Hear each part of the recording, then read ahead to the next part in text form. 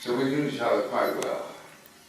And we both decided that neither of us would touch a drop throughout the shooting. Simple as that. Except for Friday nights. After the week's work. And Richard's then wife, Sybil, and my then wife, Sian, both Welsh, called it Collier's Night Out, coal miners' night out. And we'd be absolutely virtuous, with Donald looking at me and John looking at Richard and all the other first-class people in it. And then on Friday night we just go, ooh.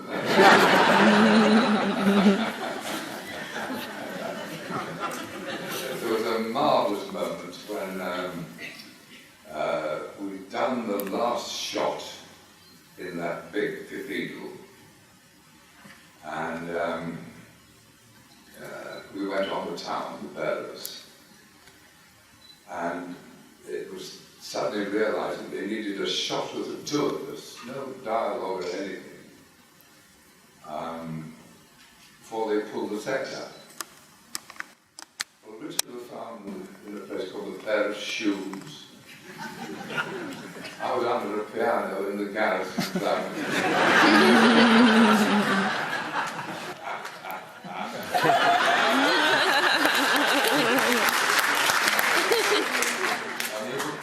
We were both all onto the set, dressed as kings and archbishops, not quite knowing what on earth was going on.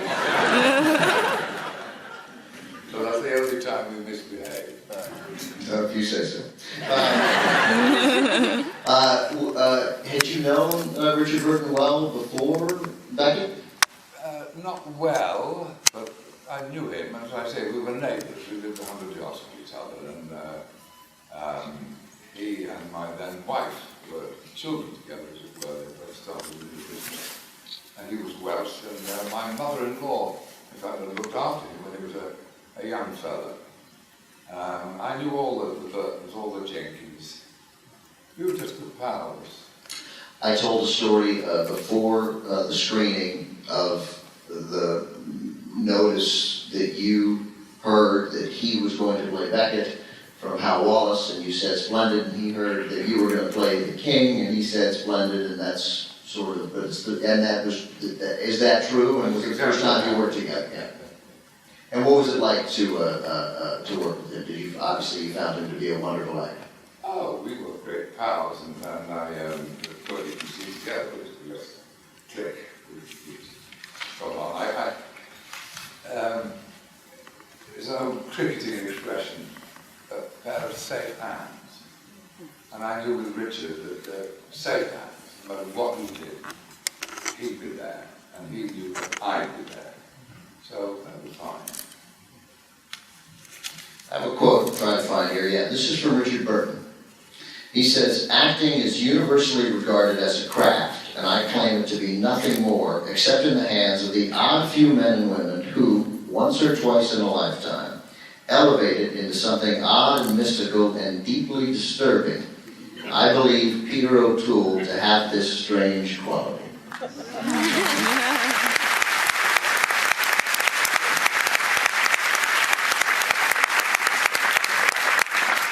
I mean, you know, the guy didn't even win an Oscar, so I don't know whether that even matters. I'd seen Richard in 1953 playing Hamlet at the Old Vic, and playing Toby Belch, and playing Coriolanus, and he was outstanding. And he had, he brought his own cathedral on stage, if you follow me, tremendous power and stillness, and that glorious voice ringing up around the Old Vic. I beg your pardon.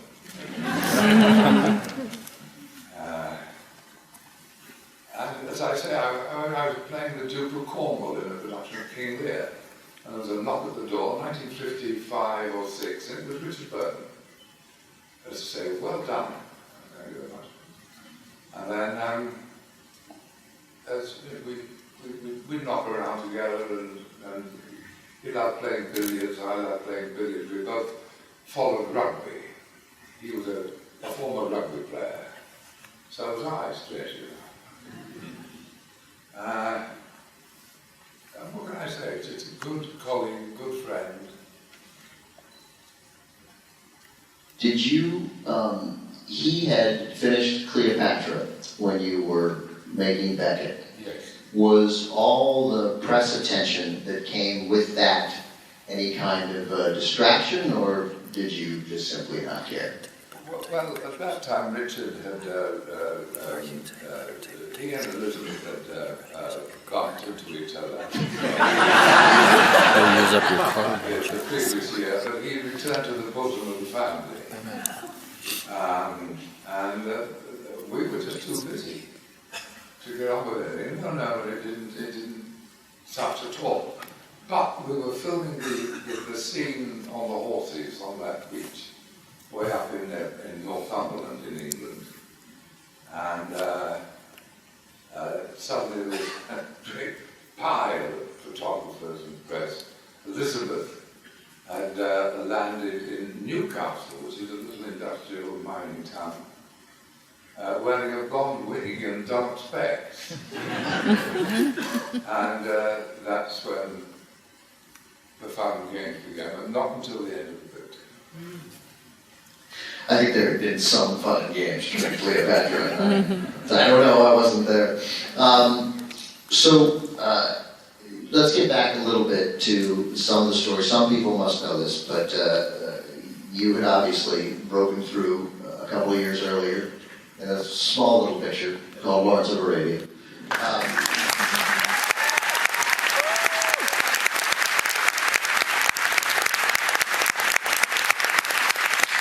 This was the follow-up to that film. It is a well-known story, but I suspect not to everyone. How did you get cast as Lawrence? I was playing Shylock. I need the microphone.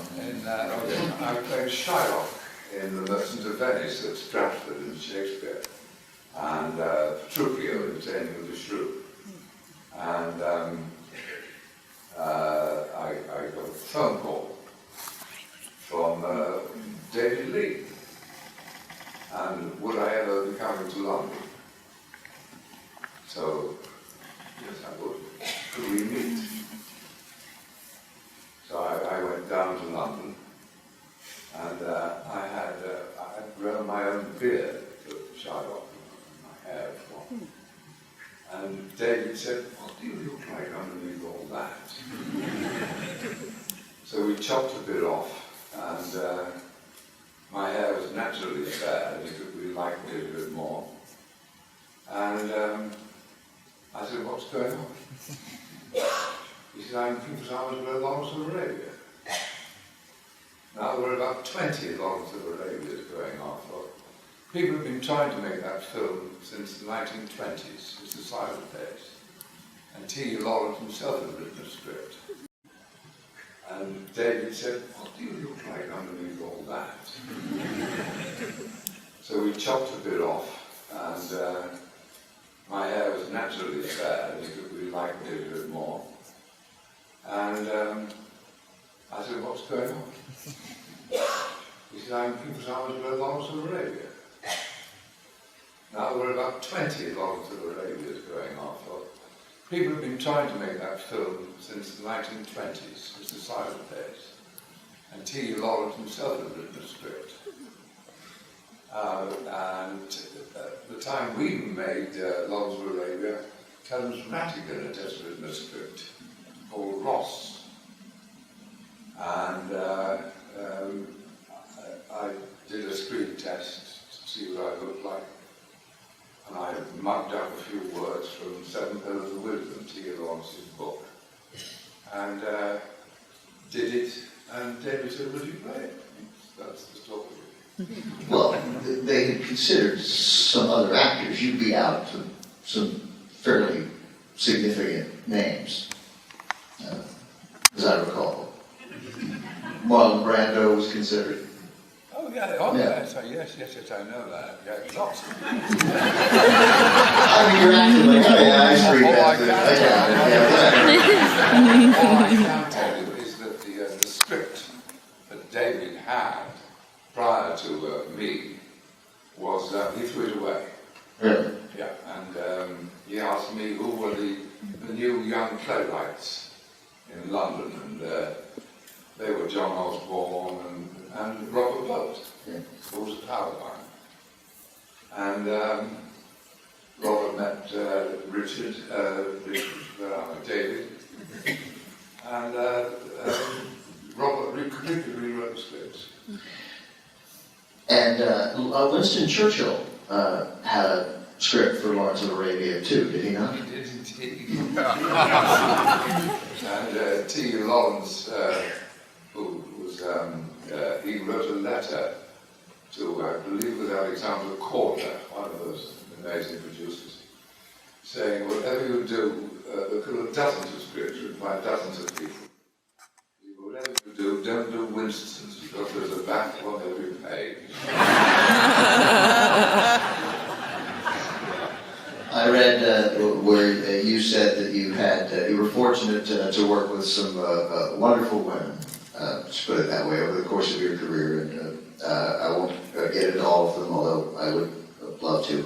But the one that struck me most, that I thought was most interesting in the way you described it, was the very unique relationship that you had with Katharine Hepburn, your co-star.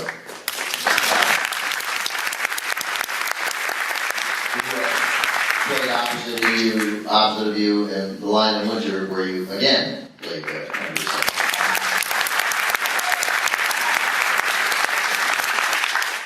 I was in a play in London called The Long and the Short and the Tall, about 1958, 9, and I was washing my face at the end of the show, and I knock at the door, come in. Hello, my name is Kate Hepburn. I have come to say you are very, very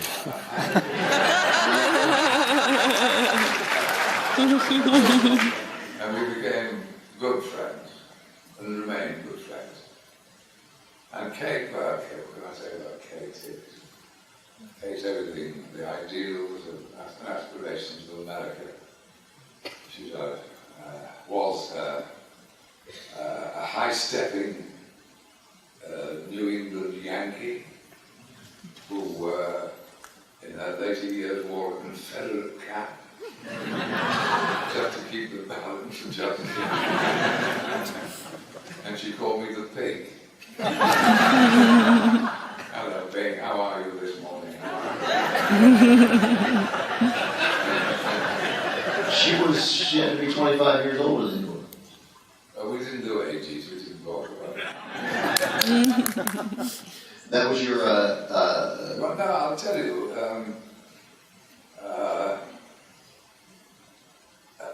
Spencer Tracy died. And as you know, they were together for many, many years.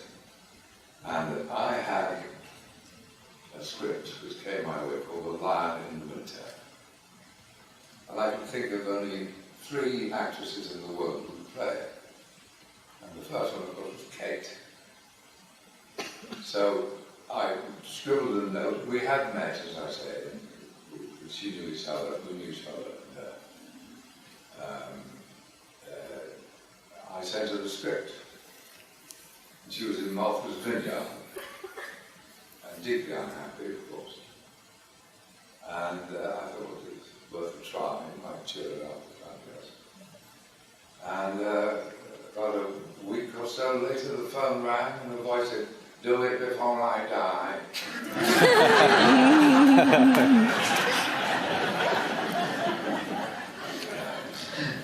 And you did. So, I don't know, I was worried that, I'm a film critic now too, and I worry that so many people here, and so many classic film lovers sort of dismiss many current films. And some of them are horrible. I've seen all 3 Twilights. I'm sure you have as well.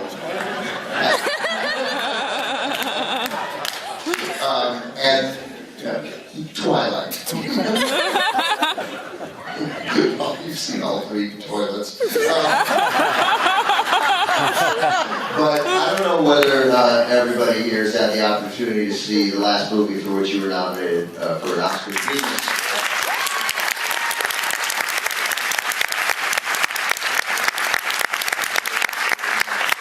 a remarkable film.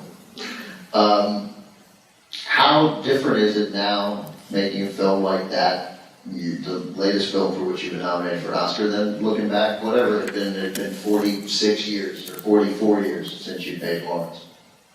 Obviously totally different types of films, a very small picture as opposed to a grand epic. No difference at all. I mean, I just turn up and do it. I don't really care about the circle. The only time I ever felt uncomfortable was Lawrence related, because I was a stage actor and used to do all sorts of things. And the idea I find acting very difficult. And to do it on a stage and be able to lick the perfect text or whatever, I find trying, but I do my best.